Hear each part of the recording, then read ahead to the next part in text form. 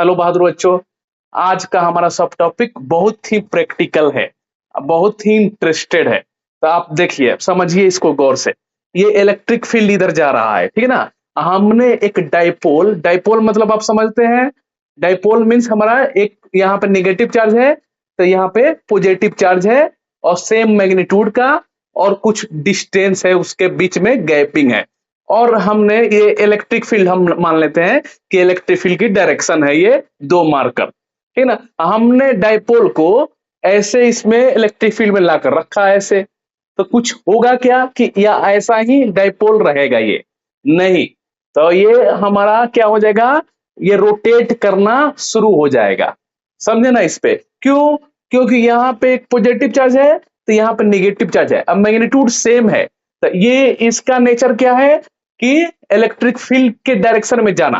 तो इस तरह से आप रखेंगे तो ये ऐसे हो जाएगा, और ये इलेक्ट्रिक फील्ड का अपोजिट डायरेक्शन में जाना इसका नेचर है। तो ये क्या करना शुरू कर देगा, जैसे आप टॉर्क कैसे होता है, कोई चीज कैसे घूमता है, रोटेट होता है। तो यहाँ पर ये ऐसे गया, फोर्स लगा, इसके ऊपर अप साइड लगा, इसके ऊपर डाउन साइड लगा, तो ऐसे रोटेट कर रहा है, ठीक ना। तो ये इस तरह से रोटेट करता है। तो इसी तरह से ये हमारा है कि इलेक्ट्रिक फील्ड के अंदर आप किसी डाइपोल को रखेंगे तो उसमें क्या होना शुरू हो जाएगा, वो रोटेट करना शुरू कर देगा। समझे ना, एंगुलर रोटेशन। तो ध्यान से देखिए, यहाँ पे मान लेते हैं ये इलेक्ट्रिक फील्ड है, ये हमारा इलेक्ट्रिक फील्ड है, ठीक है। इलेक्ट्रिक फील्ड की डायरेक्शन में हम किधर दिखा रहे हैं, उस तरफ दिखा रहे हैं। हाँ, हमने यहाँ पे डाइपोल का रख दिया एक, ठीक ना। यहाँ पे हमने एक डाइपोल को रख दिया, ठीक है। अब इसमें एक क्या है, यहाँ पे पॉजिटिव चार्ज है और यहाँ पे नेगेटिव चार्ज है। डाइपोल के बीच में हमने सेपरेशन क्या दिखाया था हमेशा, 2L। यहाँ पे 2L है इसका सेपरेशन, ठीक है। अब हमने मान लेते हैं कि थीटा एंगल हमने रखा है। अब क्या होगा, तो ये देखिए यहाँ पे प्लस क्यू चार्ज है, इस पे इलेक्ट्रिक फील्ड के डायरेक्शन में एक फोर्स लगेगा यहाँ पे, ठीक है, और इसके अपोजिट डायरेक्शन में फोर्स लगेगा। अब टॉर्क मतलब क्या होता है, तो torque equal to force into perpendicular distance होता है, परपेंडिकुलर डिस्टेंस। अच्छा, टॉर्क को हम कैसे डिनोट करते हैं, तो टी से डिनोट करते हैं। फोर्स को हम एफ से लिख सकते हैं, ठीक ना। अब परपेंडिकुलर डिस्टेंस, आप देखिए ये 2L है, लेकिन परपेंडिकुलर डिस्टेंस इलेक्ट्रिक फील्ड का किधर होगा, तो ये होगा ना इलेक्ट्रिक फील्ड का। तो ये 2L cos थीटा हो जाएगा, ये थीटा हॉरिजॉन्टल में, और 2L sin थीटा वर्टिकल में, ये 2L sin थीटा हो जाएगा। समझे ना, इलेक्ट्रिक फील्ड का परपेंडिकुलर 2L sin थीटा। अच्छा, फोर्स किसी चीज पर डिपेंड करता है क्या, चार्ज और इलेक्ट्रिक फील्ड पे? तो हाँ, तो बाबू भैया फोर्स डिपेंड करता है। तो हम जानते हैं F equal to Q into E. तो हम सब्स्टिट्यूट कर देते हैं, again we can substitute this value, then F equal to Q into E, and this value 2L sin theta. Okay बहादुर बच्चों, नेक्स्ट हम और भी कुछ जानते हैं क्या, तो बिल्कुल हम जानते हैं P equal to electric dipole moment equal to Q into 2L। Okay, तो हमने इसको Q और 2L को हमने क्या लिख सकते हैं, P, और ये E, remaining portion again as it is we can write P sin theta, है ना। अच्छा, टॉर्क वेक्टर क्वांटिटी है, तो sin थीटा को हम रिमूव करते हैं तो क्या लगता है, cross product, then P cross E भी लिख सकते हैं। समझे ना। अच्छा, तो theta is the angle between, P क्या है हमारा, पी इलेक्ट्रिक डाइपोल मूवमेंट है। ओके, डाइपोल मूवमेंट है ये, जो कि Q इंटू 2L है। E is the electric field. Okay, theta is the angle between P and E, P and E। अच्छा, in which condition torque will be maximum, then sin 0 degree 0, sin 90 degree maximum, then P and E perpendicular to each other, then special case we can write case first, theta equal to 90 degree. Okay, then tau maximum equal to maximum torque E P E sin 90 degree equal to sin 90 degree value 1. Then P E this maximum value. Okay, P E this maximum value. Case second, what we can write? Okay, where means minimum value or 0. Then sin 0 degree equal to 0. Then torque equal to P E sin, okay, 0 degree then 0. अच्छा, minimum इससे भी ज्यादा minimum कहाँ पे होगा? तो हमारा one more condition, sine, sine graph आप जानते हैं, इस तरह से साइन ग्राफ होता है, इस तरह से हम लिखते हैं. तो ये 0 डिग्री, 90 डिग्री, ये 270 डिग्री. तो sine 270 degree equal to -1. Then torque equal to PE sine 270 degree. Okay, 90 degree, 180 degree, 270 degree -1. Then T equal to minus PE. ये मिनिमम हो गया value. Okay, understood. Then next subtopic. Hello बहादुर बच्चों, अब देखते हैं हम लोग work done due to dipole. Then work done due to dipole कैसे होगा? जिस हमने इलेक्ट्रिक फील्ड में डाइपोल को रखा है तो वर्क डन कितना हमको करना पड़ेगा, ठीक है ना. Then work done for linear हम क्या जानते हैं? Work done equal to force into displacement. But ये किसके लिए है? ये लीनियर के लिए है, ठीक है. ये लीनियर केस है. बट रोटेशन हमको नीड है ना. तो रोटेशन के लिए क्या लिख देंगे हम? D W equal to force की जगह पर हम क्या लिख देंगे? टॉर्क. एस के डिस्प्लेसमेंट की जगह पर हम क्या लिख देंगे? Angular displacement. ओके, अभी हमने देखा था just recent, what is the torque value? Then dw equal to torque means what, हमने क्या देखा था अभी? PE sin थीटा और ये d थीटा. ओके, हम मान लेते हैं कि इंटीग्रेशन θ1 से θ2 को रोटेट हो रहा है ना. और डाइपोल θ1 टू θ2 रोटेट हो रहा है initial to final. Then again what we can right?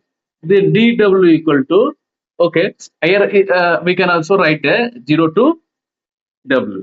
Then work done equal to P constant term sin theta d theta integration, then minus cos theta. Okay, and limit θ1 to θ2 put. Then work done equal to PE, okay, minus outside, then we can write inside cos θ2 minus cos θ1. On this formula, okay, but minus outside. Then θ2 is the what? θ2 is a final angular displacement. Angular displacement. Okay. θ1 means what? Initial angular displacement. Otherwise हमारा initial में displacement कुछ भी नहीं, 0 degree है. Final में हमने theta displaced कर दिया. तो θ1 equal to 0 degree and θ2 equal to theta. Then what we can write? Work done equal to minus PE and θ1 equal to 0 degree. And then here cos theta. Okay. Then ये हमारा हो जाएगा. कई सारे cases इस तरह देता है भी है, ठीक है ना. θ2 थीटा रहता है और इनिशियल 0 डिग्री से स्टार्ट हुआ रहता है. तो ये फॉर्मूला यूज कर लीजिए, समझे ना. तो work done equal to minus PE cos theta. What is the P? The electric dipole moment. Q into 2L. What is the E? Electric field. What is the theta? Angle between P and E. P and E. Okay. Next question को हम solve करते हैं इसके basis पे.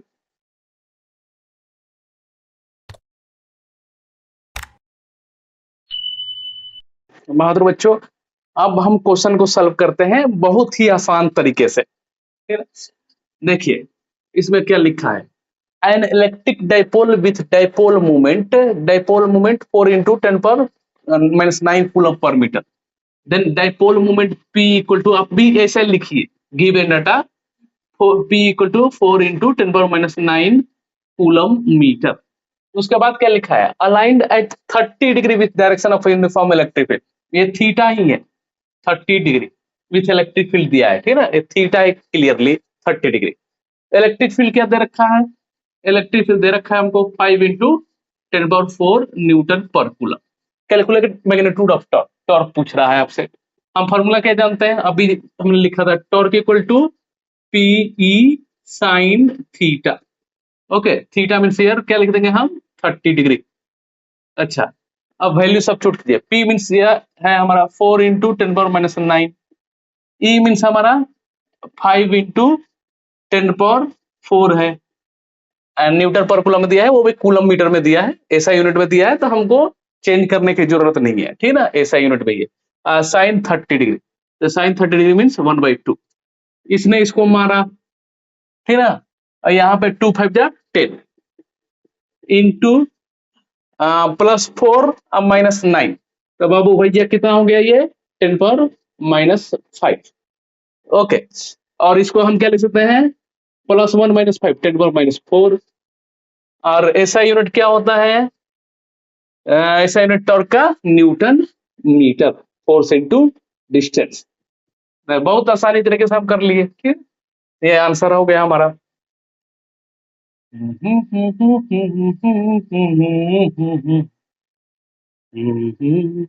Next, N electric dipole is placed at an angle 30 degree.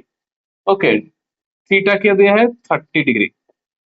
Next, then after क्या दिया है, with an electric field intensity E equal to 2 into 10⁵ newton per coulomb.